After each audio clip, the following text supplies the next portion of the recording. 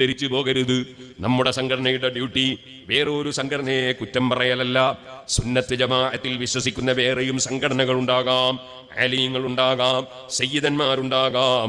അവരെയൊന്നും നിന്ദിക്കാനോ ഇൻസൾട്ടാക്കാനോ ചീത്ത പറയാനോ തെറി പറയാനോ ഏതെങ്കിലും ഒരു മഹല്ലത്തിൽ ഭിന്നിപ്പുണ്ടാക്കാനോ നമ്മുടെ സംഘടന തയ്യാറല്ല.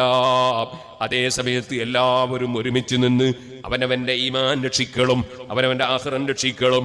അതിനാവശ്യമായ ഉപദേശ നിർദ്ദേശങ്ങൾ നൽകി പാവപ്പെട്ടവരെ സഹായിക്കാൻ സാന്ത്വന പ്രവർത്തനം വേണം. മറ്റു പണ്ഡിതന്മാരുടെ പ്രഭാഷണങ്ങളും കേൾക്കണം. പക്ഷേ പണ്ഡിതന്മാരുടെ പ്രസംഗങ്ങൾ ഈമാൻ കൂടുന്ന പ്രസംഗമായിരിക്കണം. എന്തെല്ലാമോ വിളിച്ചു പറയുന്ന ചില ആൾക്കാരുണ്ട്. അവർക്കും ചിലപ്പോൾ തലക്കെട്ടുണ്ടായിന്ന് വരും, താടി ഉണ്ടായിന്ന് വരും. അതും പുത്തൻവാദികൾക്ക് അവർക്ക് കൂടുതൽ അവർ ആശയം പ്രചരിപ്പിക്കാനുള്ള സൗകര്യം കിട്ടുന്ന ചില പ്രഭാഷണങ്ങളായിരിക്കും. അതൊന്നും കേട്ട് ആരും കെട്ടുപോവുകയും ചെയ്യരുത്.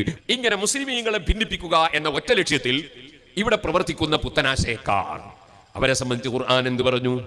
ഖുർആൻ പറഞ്ഞു, വൽതകും മിൻകും ഉമ്മത്തുൻ യദ്ഊന ഇലൽ